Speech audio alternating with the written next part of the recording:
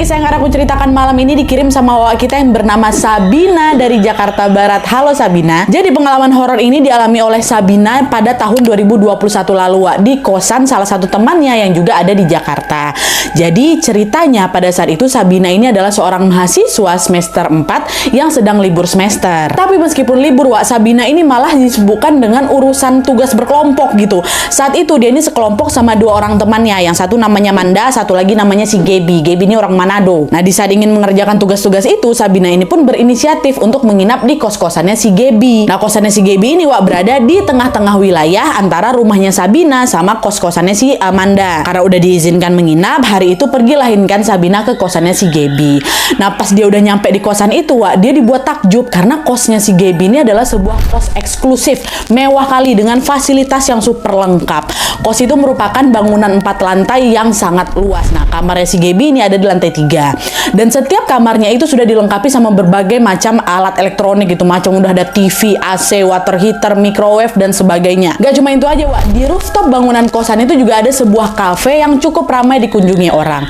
Alhasil, situasi di kosnya si Gaby ini pun tidak pernah sepi. Karena setiap hari ada aja tuh orang yang selalu berlalu lalang di sana. Jadi kosan itu di atasnya ada cafe, Wak. Nah, selain ramai, Wak, suasana di kosan itu juga sangat bersih dan sangat-sangat terawat. Pokoknya di sana tuh nggak ada aura horor sama sekali gitu loh, Wak. Nah, karena nggak ada hawa-hawa negatif, Sabina pun lama-kelamaan ngerasa betah tuh nginep di rumahnya si Gaby ini kan. Tapi sayangnya hal itu tidak berlangsung lama karena pada hari kesekian dia menginap di kos-kosannya si Gaby itu, mulailah ada sebuah kejadian horor di luar nalar yang menimpa mereka berdua. Nah, jadi ceritanya, Wak, pada suatu malam di hari Jumat, Sabina ini kan menginap di kosannya si Gaby seperti biasa. Malam itu selesai nugas, Wak, mereka berdua ini mengobrol santai lah itu sambil memesan makanan lewat aplikasi online. Nah, pas drivernya ini udah datang, si Gaby itu langsung lah si Gaby ya kawannya ini langsung turun ke lobi buat ngambil makanan itu yang memang sudah mereka pesan. Sementara si Sabina menunggulah itu di kamar sambil sesekali ngecek pekerjaan mereka. Nah, pas si Sabina ini lagi sendirian, Wak, samar-samar dia dengar tuh ada suara dua orang yang ada di luar sedang bercakap-cakap gitu. Pas kali di depan kamar si Gaby itu, Wak. Dengar itu ya Sabina santai aja. Dia sama sekali nggak ada mikir yang aneh-aneh lah. Tapi anehnya, Wak, lama-kelamaan suara dua orang itu berubah nih. Jadi makin ramai, makin berisik. Jadi macam orang-orang itu nambah gitu loh. Nah, lalu di antara keramaian itu, Wak, tiba-tiba terdengarlah itu suara seseorang ketawa ngakak kencang kali gitu. Nah, di sini Sabina udah mulai ngerasa keganggu tuh. Tapi meskipun begitu, dia memilih untuk nggak ambil pusing. Ya udahlah, biarin aja lah. Paling itu ya udah suara penghuni kamar depannya si Gaby lagi bareng sama teman-temannya juga gitu kan. Terus tidak berselang lama kemudian Gaby baliklah itu kan ke kamar, bawa tuh tentengan makanan mereka tuh. Dan mereka berdua pun dengan segera langsung menyantap makanan itu bersama-sama. Terus pas mereka lagi makan ini, si Gaby tiba-tiba nyeletuk. Gaby temennya, Sabina, kok ngerasa nggak sih semingguan terakhir ini suasana di kosan aku sepi kali? Tetangga kos aku di lantai 3 ini udah berpindah semua. Itu kata si Gaby. Nah, dengar itu Sabina langsung kaget lah kan. Hah, sepi kayak gimana nih maksudmu? Baru aja tadi aku dengar suara rame-rame di depan kamarmu persis. Kayaknya penghuni kamar depan tuh lagi ngajak kawan-kawan yang main kesini lah, Wak, kata si Sabina. Yang betul kau. Jangan nggak ada orang depan kamar aku kosong kok. Penghuninya baru aja pindah beberapa hari lalu. Di lantai 3 ini cuma tinggal 2 orang. Aku sama si Intan yang kamar paling ujung tuh. Pun hari ini si Intan lagi pulang ke Bandung. Jadi cuma kita berdua aja di lantai 3 nih, kata si Gaby kayak gitu. Nah, mendengar penjelasan itu, wajah Sabina yang semula tenang tiba-tiba berubah pucat, Wak. Jadi ketakutan lah aku, Nat, kata si Sabina. Nah, Gaby yang notice perubahan itu pun lalu berusaha untuk menenangkan si Sabina. Udah nggak usah kok mikir macam-macam, nggak ada apa-apa kok. Udah paling itu ya suara pengunjung kafe di lantai 4. Mungkin kedengaran sampai sini, kata si Gaby.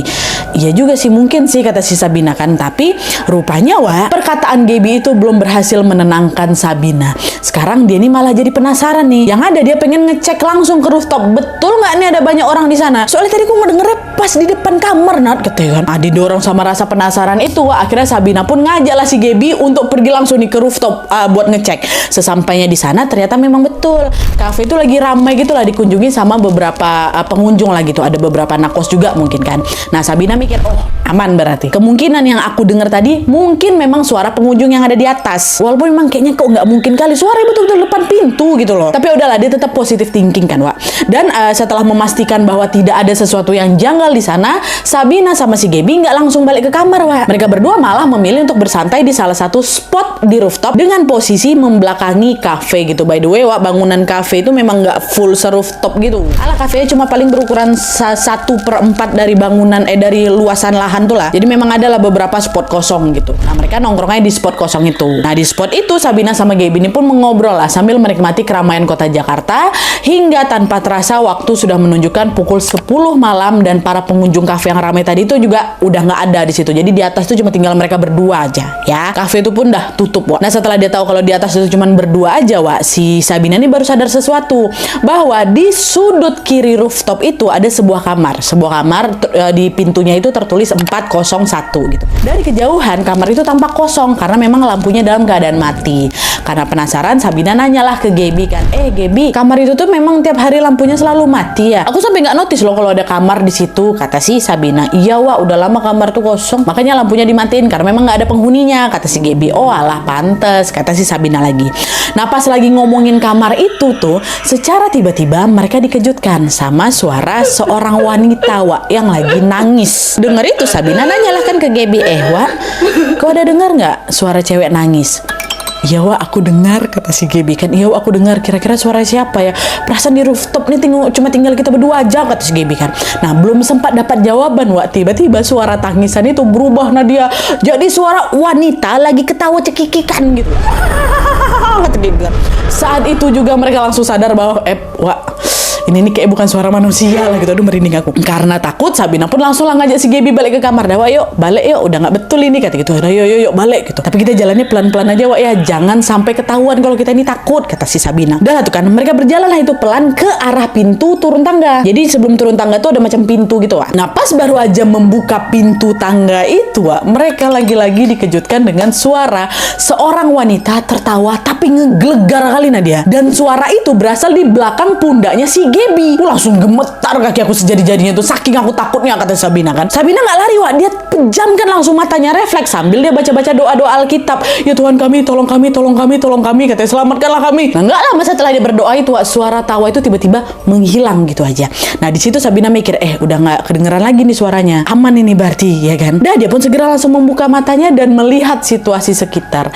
Tapi, Wak, pas matanya dibuka, di saat itulah Sabina melihat ada sebuah bayangan hitam besar yang memantul ke arah pintu tangga. Jadi bayangan itu ada di belakangnya mereka gitu. Nah, di saat yang sama juga, Wak, dia tiba-tiba dengar ada suara orang macam lagi regangin lehernya gitu loh, kretek-kretek gitu. Sabina refleks, dia toleh lah ke belakang kan, Wak. Dan disitulah dia melihat ada sosok makhluk berkulit gosong, kurus, dia tinggi, rambutnya gimbal, matanya merah, tersenyum menyeringai ke arahku. Dan yang masih aku ingat kali, Nadia, itu katanya bibirnya tuh tersobek sampai belakang tuh, sampai ke telinganya. Tapi di sini yang nengok sosok tuh baru si Sabina aja, Wak. Gaby nggak nengok. Nah, nengok penampakan semengerikan itu ya, Sabina langsung teriak lah dia kan. Nah, di sisi lain melihat si Sabina yang ketakutan, Wak, si sosok hitam tadi tuh justru tampak senang gitu loh. Makin diliuk-liuk kan tubuhnya Nadia, macam lagi menari. Belum puas sampai situ aja, Wak, si sosok ini juga memutar-mutarkan kepalanya terus bilang, kalian mau kemana? Kalian mau kemana? Aku sudah mau turun. Astagfirullah. Di situ tuh Bu Sabina nge-freeze, katanya hampir pingsan aku, Nadia, saking takutnya. Cuman tetap pingsan pula tuh. Di situ dia tuh masih bisa mengendalikan dirinya gitu loh, Wak, dan kembali lagi membaca doa-doa Alkitab dalam hati sambil memejamkan matanya kan. Nah, pas lagi merem yang kedua kalinya sambil berdoa ini, Wak, Sabina tiba-tiba dengar ada suara macam benda jatuh gitu, Nadia. Karena penasaran, aku buka lah mataku kan, dan ternyata suara itu berasal dari Gaby, kawannya, Wak, yang tiba-tiba udah jatuh tersungkur ke lantai. Macam ada yang ngedorong dia dari belakang tuh loh, Wak. Dan di saat yang sama si Gaby ini barulah sadar bahwa yang ngedorong dia itu adalah sosok hitam berambut gimbal yang juga ditengok sama si Sabina. Di sinilah baru si Gaby tuh nengok sosok mengerikan itu juga, Wak. Jadi nggak cuma si Sabina aja yang nengok. Nah, pas nengok kawannya jatuh, ya si Sabina langsung ditarik lah tangan si Gaby kan, ayo bangun, kau lagi bangun. Tapi sebelum si Gaby ini berhasil berdiri, Wak, sosok hitam tuh masih ada. Yang ada dia berjalan, ada yang ngedekatin kami tapi sambil kayang. Untungnya sebelum kami disentuh secara fisik, kami udah duluan berlari sekencang-kencangnya mencari jalan keluar lain. Jadi nggak mau lewat pintu tangga tuh lagi, Wak. Dan untungnya juga, Wak, tidak jauh dari situ ada macam sebuah pintu kecil gitu, yang seperti menghubungkan rooftop dengan lantai bawah. Jadi macam pintu darurat gitulah. Masuklah kami ke dalam tuh, Nat. Gandeng tangannya si Gaby kan, ayo cepat katanya. Tapi di sini lagi-lagi gangguan kembali muncul, Wak. Jadi setelah mereka berlari-larian kan turun ke tangga pintu darurat nih ya. Setelah mereka lari-larian nurunin tangga, Wak, mereka tidak juga sampai ke kamar si Gaby. Di situ Gaby nanya, Sabina, ini kok kita nggak sampai ke kamarku nih, ha? Bukannya kamarku tinggal turun satu lantai aja ya, Wak? Iya ya, Wak, ya. Kok nggak nyampe kita nih? Kok kita macam stuck di sini gitu? Di tengah kebingungan itu akhirnya mereka sepakat untuk udah stop, berhenti berlari. Kita berdoa aja Wak ya, dengan kepercayaan masing-masing biar kita bisa keluar dari sini, kata si Sabina. By the way Wak, Sabina sama si Gaby ini memang beda keyakinan. Sabina beragama Kristen, sedangkan si Gaby beragama Buddha. Nah, doa masing-masing. Udah lah tuh, berdoalah mereka berdua. Dan setelah sedikit tenang Wak, mereka pun kembali menuruni tangga itu. Di sini rupanya tangganya udah betul nih. Berkat doa tadi Wak, mereka sudah tidak stuck lagi di tempat yang sama. Dan setelah turun beberapa langkah, mereka lihat ada sebuah pintu yang terlihat seperti pintu keluar. Dah, lega lah mereka. Ya Tuhan, akhirnya kita bisa nemu pintu keluar nih. Tapi Wak, bentar, lo belum selesai. Begitu si Sabina ini membuka pintu keluar itu, disitulah dia dikejutkan dengan adanya sebuah benda jatuh dari atas Nadia. Dan waktu ditengok apa? Ternyata benda itu adalah kepalanya sosok hitam berambut gimbal tadi. Dia turun dia dari Astagfirullahaladzim. Ya aku aja yang tengok, si Gaby juga tengok, kata Sabina. Ya Allah, merinding aku. Nggak jadi keluar, aku tutup lagi pintu keluar tuh kan. Alhasil di momen itu mereka berdua cuma bisa menangis sambil diliputi perasaan panik sekaligus takut tentunya.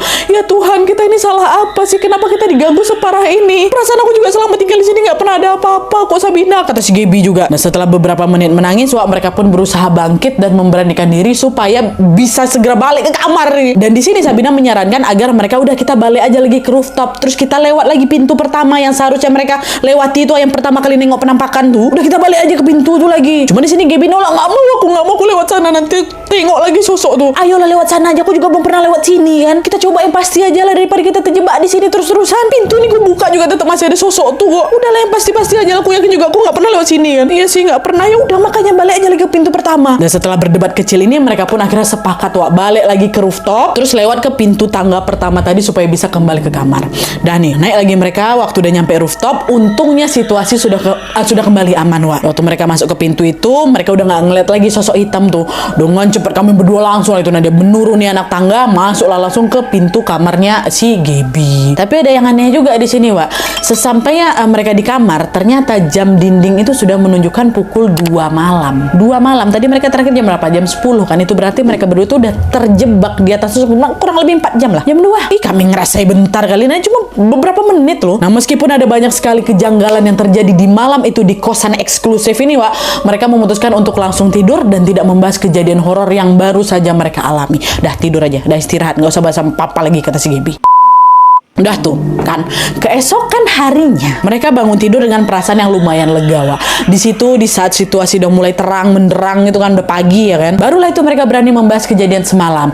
Nah disitulah Wak, Gaby cerita bahwa ketika dia terjatuh pertama tuh dia dengar sesuatu Wak, sosok tuh macam berbisik ngomong kayak gini, pulangkan aku, pulangkan aku, kalian yang sudah memanggilku dan kalian pula yang harus pulangin aku. Itu katanya Wak, kata si Gaby ke Sabina kan. Kira-kira maksud dia apa ya? Dia minta dipulangin kemana? Apa kau selama nginap sini pernah bikin yang salah nggak sampai dia ngerasa terpanggil? Sabina kata gitu. Enak aja kau, kata si Sabina. Enak aja. Selama aku numpang di kosannya aku nggak pernah bikin aneh-aneh ya. Kan kau tahu sendiri. Kita pun juga nggak pernah aneh-aneh di sini, belajar ngerjain tugas yang ada. Aku juga nggak tahu maksud dia apa. Ngapa pula dia minta balikin ke kita? Tapi meskipun sudah berusaha tidak peduli dengan kejadian itu Wak, rupanya Sabina ini sering sekali dihantui perasaan trauma gitu.